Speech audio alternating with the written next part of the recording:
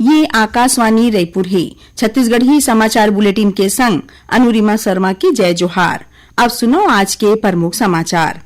आकाशवाणी ले मन की बात कार्यक्रम में प्रधानमंत्री हा कहिन है कि पहलगाम आतंकी हमला के दोषी और षड्यंत्र रचैया मन ला कठोर रूप ले दे जाही जवाब। प्रधानमंत्री हा छत्तीसगढ़ में दंतेवाड़ा के साइंस सेंटर के चर्चा करत कहिन कि ए केंद्र हा लइका मन के जीवन में लाए है नवा बदलाव।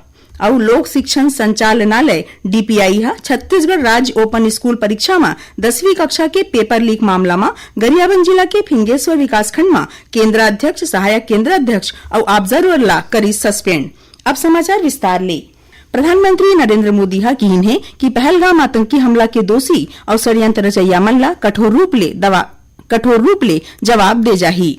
आकाशवाणी ले मन की बात कार्यक्रम में श्री मोदी हा कहिन कि ये हमला हा आतंकवाद के आका मन के हताशा और कायरता ला बताथे। प्रधानमंत्री हा कहिन कि आतंकवाद के खिलाफ ए लड़ाई में देश के एकता हा सबले बड़का ताकत है और आतंकी हमला के बाद जम्मो दुनिया ले संवेदना आवत है। प्रधानमंत्री हा छत्तीसगढ़ में दंतेवाड़ा के साइंस सेंटर के चर्चा करत कहिन कि ये केंद्र हा लइका मन के जीवन में नवा बदलाव लाए है। कुछ समय पहली तक दंतेवाड़ा के नाव खाली मारकाट और अशांति बर जाने जात रहिस। फिर अब वहाँ साइंस सेंटर हा लइका और उनखर महतारी बाप बर उम्मीद के नवा किरण बन गे हे। ये साइंस सेंटर में जवैया लइका मन ला भारी पसंद आवत हे। ओमन अब नवा मशीन बनाए लेके टेक्नोलॉजी ला बउर के नवा प्रोडक्ट बनाना सीखत हैं। संगे ओमन ला 3D प्रिंटर्स और रोबोटिक कार के संगे संग दूसर इनोवेटिव जिनिस बारे में जाने के मौका मिले है। प्रधानमंत्री हा कहिन कि कोनो भी प्राकृतिक आपदा ले निपटे में जागरूकता मुख्य होथे। ओमन यहू कहिन कि अब प्राकृतिक आपदा यानी अलहन की स्थिति में लोगन अपन मोबाइल में सचेत ऐप के मदद ले सहायता ले सकत हैं। श्री मोदी हा कहिन कि अवैया 5 जून के विश्व पर्यावरण दिवस में एक पेड़ माँ के नाव ये अभियान के 1 बछर पूरा हो जही। प्रधानमंत्री हा 1917 में महात्मा गांधी के अगुवाई में हुए चंपारण सत्याग्रह की चर्चा करीन। उमन कहिन कि 108 बछर आगू अप्रैल और मई के महीना में देश के आजादी खातिर एक ठिन अनोखा लड़ाई लड़े गे रहिस। उन्हें प्रधानमंत्री हा कहिन कि अवैया 10 मई के प्रथम स्वतंत्रता संग्राम के वर्षगांठ मनाए जाही और 1857 क्रांति के महान नायक बाबू वीर सिंह कुंवर के पुण्यतिथि 26 अप्रैल के मनाए गिस। श्री मोदी हा कहिन कि देश ला अपन ए स्वतंत्रता संग्राम सेनानी फ्रीडम फाइटर मन के अमर प्रेरणा ला सबर दिन सुरता रखना है।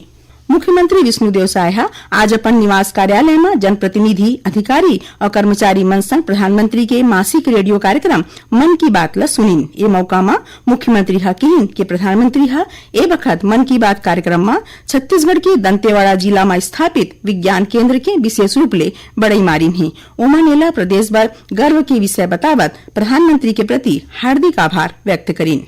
उप मुख्यमंत्री अरुण साह कहिन कि मन की बात कार्यक्रम में प्रधानमंत्री हा दंतेवाड़ा के विज्ञान केंद्र के तारीफ करीन है। एखर ले साबित होथे कि बस्तर में शांति स्थापित होवत है।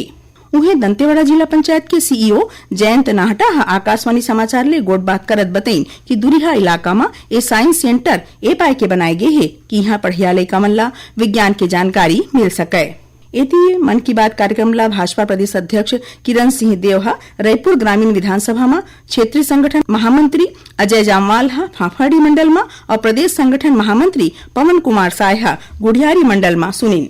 Chhattisgarh medical services corporation limited CGMSC घोटाला मामला में शामिल 6 जिन आरोपी मन के खिलाफ एंटी करप्शन ब्यूरो ACB हा रायपुर के स्पेशल कोर्ट में चालान पेश करे है। ए चालान में ACB हा ए आरोपी मन पर रिएजेंट समेत मेडिकल उपकरण के विषय में भारी पैमाना में भ्रष्टाचार करे और सरकारी खजाना ला नुकसान पहुंचाए के आरोप लगाए है। छत्तीसगढ़ी समाचार बुलेटिन आप मन आकाशवाणी रायपुर ले सुनत हव। छत्तीसगढ़ के खबर ले है आपकी वास्ता और खबर के विश्वसनीयता ले है हमार वास्ता। आकाशवाणी समाचार रायपुर के प्रादेशिक समाचार बुलेटिन के संगे संग हमार समसामयिक कार्यक्रम आप रेडियो के संग अपन मोबाइल में घलो सुन सकत हो। आकाशवाणी समाचार फेसबुक, ट्विटर और यूट्यूब में घलो हावय। हमार फेसबुक पेज हरे Chhattisgarh news on AIR, Twitter handle CGAIR news और हमार यूट्यूब चैनल हरे छत्तीसगढ़ AIR न्यूज। तो अब रेडियो के संगे संग आपके मोबाइल के माध्यम ले हम आप तक पहुंचत हन। छत्तीसगढ़ के हर खबर पर सुनत रहो आकाशवाणी समाचार।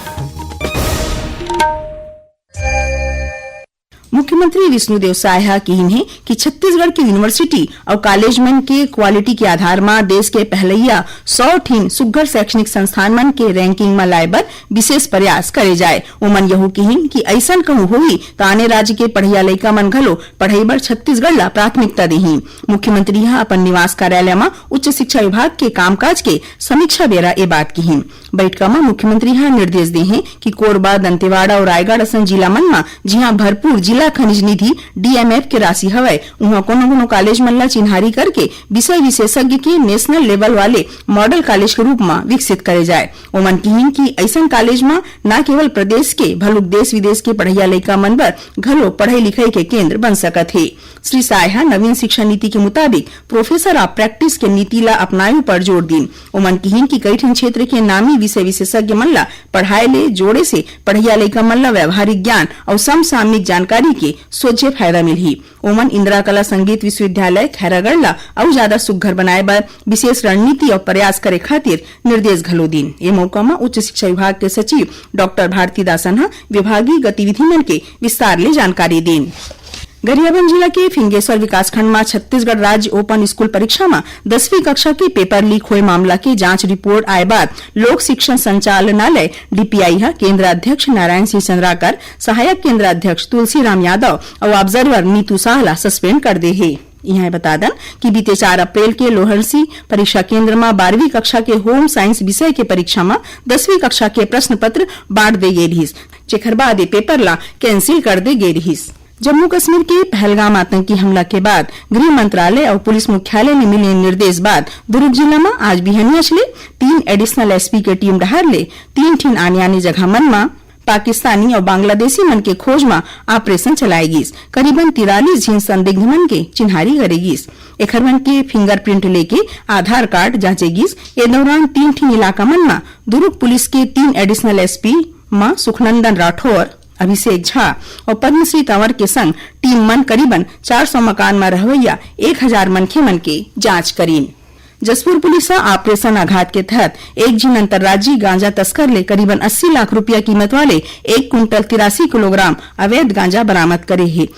प्रमुख समाचार एक घाव फेर। आकाशवाणी ने मन की बात कार्यक्रम में प्रधानमंत्री कहन है कि पहलगाम आतंकी हमला के दोषी और षड्यंत्र रचैया मन ला कठोर रूप ले दे जाही जवाब। प्रधानमंत्री छत्तीसगढ़ में दंतेवाड़ा के साइंस सेंटर के चर्चा करत कहन कि ये केंद्र लइका मन के जीवन में लाए है नवा बदलाव। और लोक शिक्षण संचालनालय DPI छत्तीसगढ़ राज्य ओपन स्कूल परीक्षा में 10वीं कक्षा के पेपर लीक मामला में गरियाबंद जिला के फिंगेश्वर विकासखंड में केंद्र अध्यक्ष, सहायक केंद्र अध्यक्ष और ऑब्जर्वर ला करी सस्पेंड। एक संग छत्तीसगढ़ी समाचार बुलेटिन यही सिरावत है।